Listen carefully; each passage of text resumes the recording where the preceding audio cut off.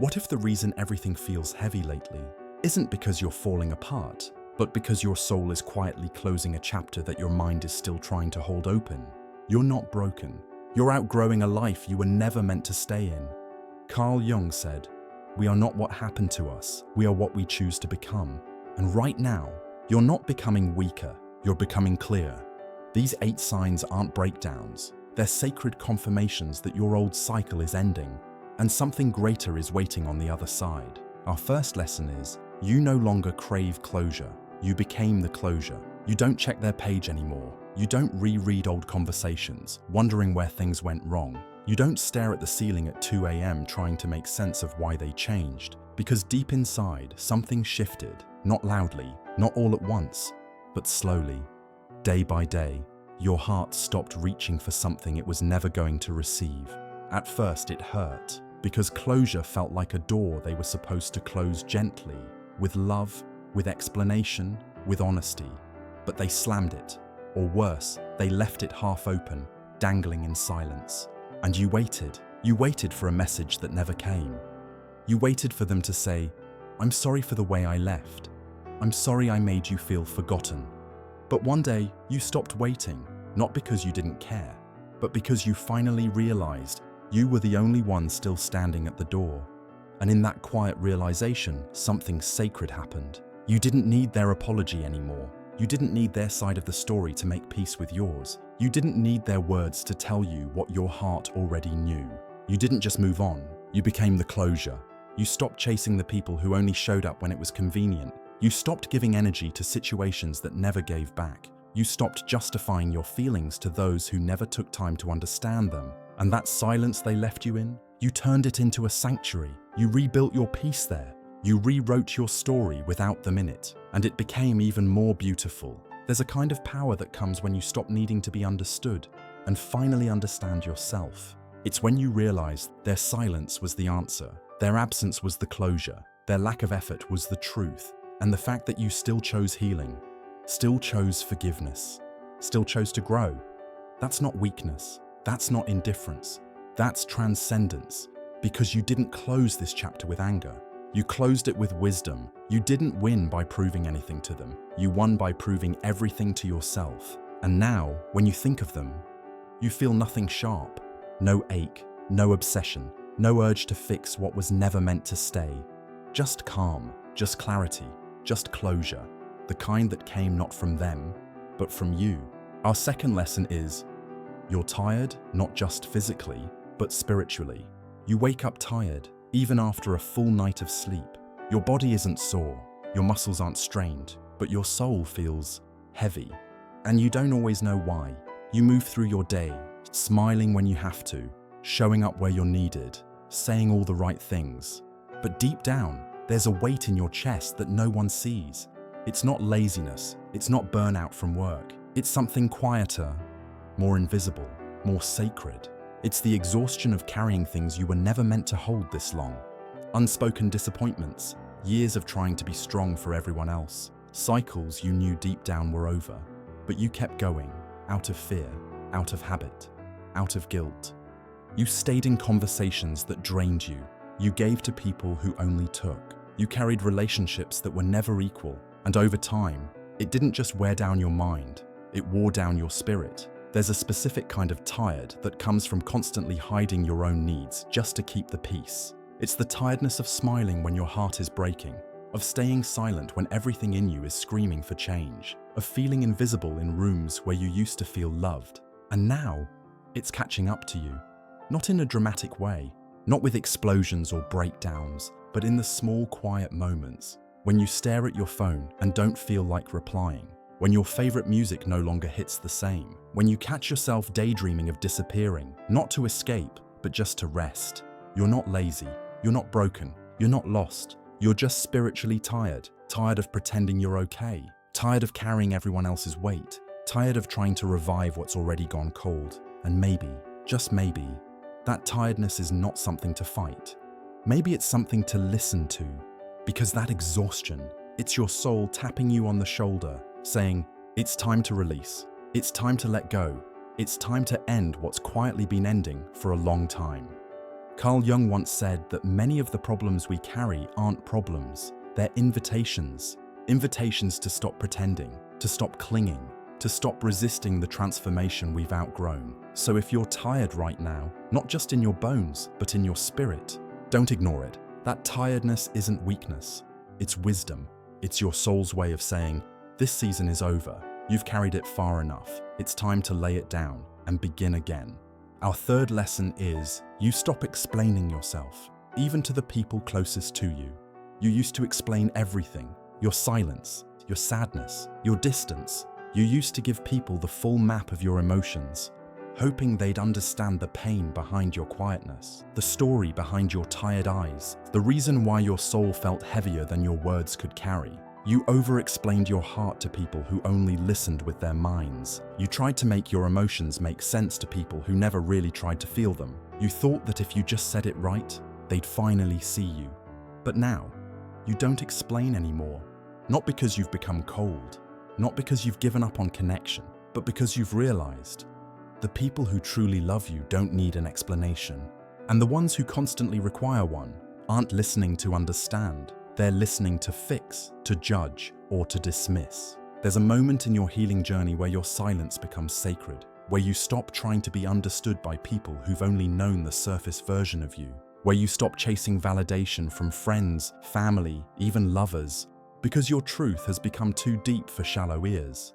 You realize that explaining yourself to the wrong people is a form of self-abandonment. Every time you try to force someone to get it, you shrink a little, bend a little, doubt yourself a little, just to fit into a space you've already outgrown. Carl Jung said, the privilege of a lifetime is to become who you truly are. But becoming who you truly are often requires letting go of the need to be fully understood. You start to feel safe in your own presence. You begin to trust your own emotions, even if no one else does. You stop needing to explain why you've changed and start honoring the change itself. You no longer apologize for having boundaries. You no longer explain why you said no. You no longer defend why you pulled back, because those who are meant to walk with you in this new chapter won't ask you to keep justifying the pain it took to get here. They'll see your silence and feel the story behind it. They'll notice your distance and honor the space you need to breathe. They'll witness your tears and sit with them, not fix them.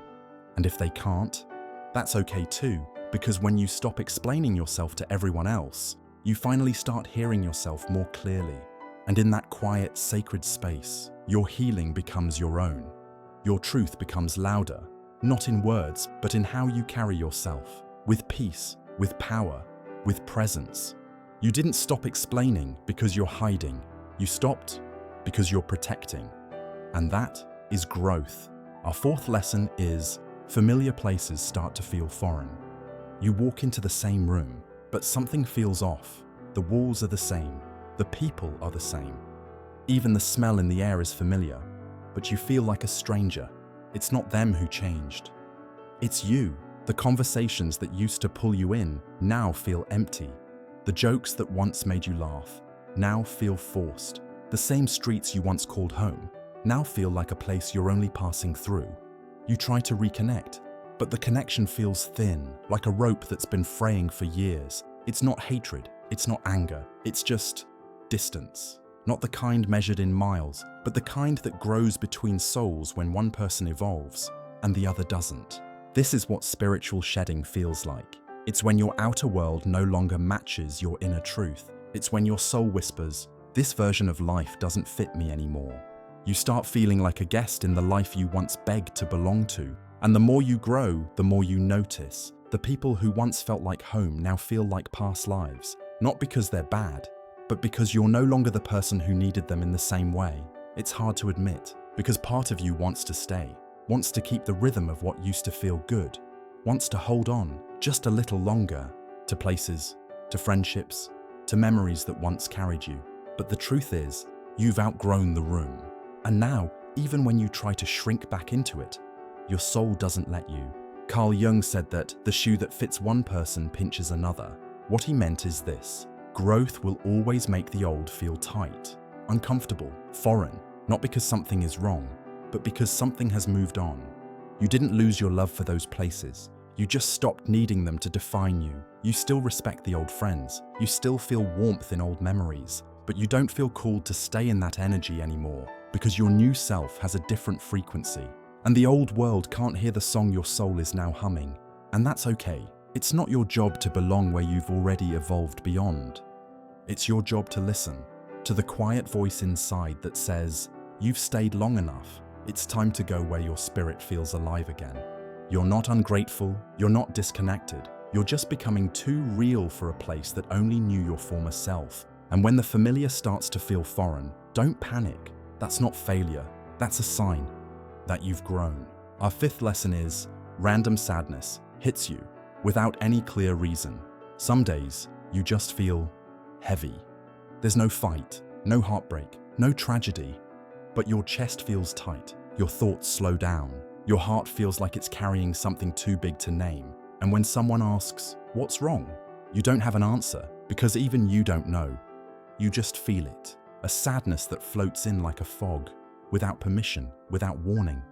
It's not depression, it's not weakness, it's not you being too emotional. It's your soul releasing something it's been holding onto for too long.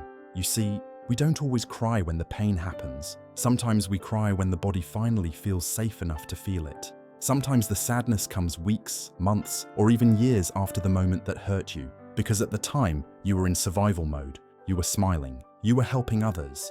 You were busy being strong. Now, in the quiet moments, when no one's asking anything of you, the sadness finds you, not to punish you, but to free you. You might feel sad, not because of what you lost, but because you held it all in for so long. Maybe you're grieving parts of yourself you abandoned just to keep a relationship. Maybe you're mourning the version of you who never got the love they gave away. Maybe you're just feeling the weight of everything you didn't have the time or energy to process. And that's okay. Carl Jung believed that healing doesn't happen through logic. It happens when we embrace the parts of ourselves we've silenced. The sadness, the confusion, the inner child who never got to cry. So if you feel a wave of sadness out of nowhere, don't judge it. Don't push it down. Don't force yourself to get over it. Sit with it, not to analyze it, but to honor it. This sadness might be your soul's way of closing a silent chapter, the kind you never got to mourn, the kind no one ever saw you survive. It could be the heartbreak of letting go of people who never saw your worth. It could be the quiet ache of realizing how long you've been strong without rest. Or maybe it's just your heart whispering, "We're finally safe." You can feel now. So cry if you need to. Be still if you have to. You don't need a reason to feel deeply. Because the truth is, you're not breaking down. You're clearing space. You're making room for a softer version of yourself to exist again. And in that sadness, there is healing. Not the kind that shows instantly, but the kind that rebuilds your soul from the inside out. Our sixth lesson is, you start attracting silence more than noise. You used to want noise. Not just sound, but people, plans, movement, distractions. You'd fill your schedule to avoid the stillness. You'd keep conversations going just to avoid your own thoughts. But now, you find yourself craving something different. Not excitement, not attention, just peace. You start turning the volume down on your life, not because you're bored, but because something inside you is finally learning how to breathe. Parties start to feel too loud. Crowded rooms feel like pressure. Even the sound of too many voices at once becomes overwhelming. Not because you're withdrawing, but because your soul is realigning. You used to mistake chaos for connection. Now you see the difference. You used to chase company just to avoid loneliness. Now you choose solitude because you've made peace with your own presence. Carl Jung once said, "Solitude is where one discovers they are not alone." And that's exactly what starts to happen. You stop forcing conversations that drain you. You stop explaining yourself to people who don't listen with their heart. You stop showing up to places where your energy feels caged. And without even trying, you start attracting silence. Not the cold silence of disconnection, but the warm silence of self-respect. You find comfort in slow mornings. You feel safer around fewer people. You crave stillness the way you once craved approval, because now you realize that your nervous system is tired of pretending. Your energy wants to be around things that don't require you to perform. Your spirit wants to heal in places where you don't have to shrink to be accepted. So you start pulling away, not with resentment, not with bitterness, but with wisdom. You stop running from the quiet. and you start resting in it, you begin to see that silence isn't empty. It's full of answers, full of messages, full of you. And in that silence, you meet a version of yourself you haven't heard in years. The one who doesn't need to be on all the time. The one who doesn't need to explain every emotion. The one who is allowed to just be. That's when you know the cycle is closing. Because the noise that once comforted you now overwhelms you, and the silence you once avoided now holds you like a home. This isn't isolation. This is resurrection. This is your rebirth from chaos to clarity, from performance to presence, from running to returning. And as your world gets quieter, your soul finally gets louder. Our seventh lesson is, your mind no longer worships the past. It analyzes it. There was a time when your mind lived in the past, not just visited it, worshipped it. You replayed memories like rituals. You obsessed over old conversations. You idolized people who had already shown you they couldn't love you right. You looked back not to understand, but to relive, as if the answers you were searching for were still buried in yesterday, as if somehow, if you just remembered everything clearly enough, it would hurt less or mean more. But that version of you is fading now. Slowly, something begins to shift. You start revisiting the past, not as a desperate pilgrim seeking meaning, but as a wise traveler collecting wisdom. You begin to see your old self with kinder eyes. You no longer shame yourself for what you didn't know. You no longer romanticize people who only loved the wounded version of you. You don't get stuck in what could have been. You start asking, what was I meant to learn? And that single question changes everything. Because now, you're not trying to rewrite the past. You're trying to understand it. You notice your patterns. You see how you silenced yourself to keep the peace. You recognize how many things you accepted, not out of love, but out of fear. You realize how much of your old life was built from survival, not self-worth. Carl Jung once said, "Until you make the unconscious conscious, it will direct your life, and you will call it fate." And now, you're waking up. You're looking back, not to mourn, but to decode. You're not chained to the past anymore. You're studying it, to break the pattern, not repeat it. The memories still come, but they feel different. You no longer want to go back. You no longer chase closure. You no longer cry over people who never tried to understand you. Instead, you sit with those memories. And you see yourself, not as weak, but as someone who was doing the best they could with a wounded heart and blurry vision. And you thank that version of you, because without them, you wouldn't be you. You don't need to erase the past. You just need to stop living inside it. You've outgrown the identity that was formed from trauma. And now you're stepping into the identity that's being shaped by truth. You're not afraid to remember, because remembering no longer means hurting, it means healing. So when the past rises in your mind, you don't run, you don't ache, you observe, you understand, you let go, because that's how the cycle closes. Not with bitterness, not with regret, but with the sacred realization that you can finally put the story down and walk forward. Our eighth lesson is, the life you once dreamed of feels too small for you now. There was a time when you dreamed of things with fire in your chest. You had it all mapped out. The people you'd be with, the place you'd live, the way your life would look once you finally made it. You held on to those dreams like lifelines. They gave your pain a purpose. They gave your struggle a story. And maybe, for a while, those dreams kept you alive. But now, when you look at them, they feel too small. Not wrong, not bad, just outdated. Like a jacket you loved years ago, but no longer fits the body you've grown into. Or a childhood home that feels tiny when you revisit it as an adult. The life you once begged for, you realize now, was built by a version of you who hadn't yet met who you were becoming. You were dreaming from a place of fear. You were reaching for safety, not alignment. You wanted things that made sense to your wounds, not your wisdom. The relationship you thought was the one was built on your fear of abandonment. The job you once idolized was rooted in your need to prove you were enough.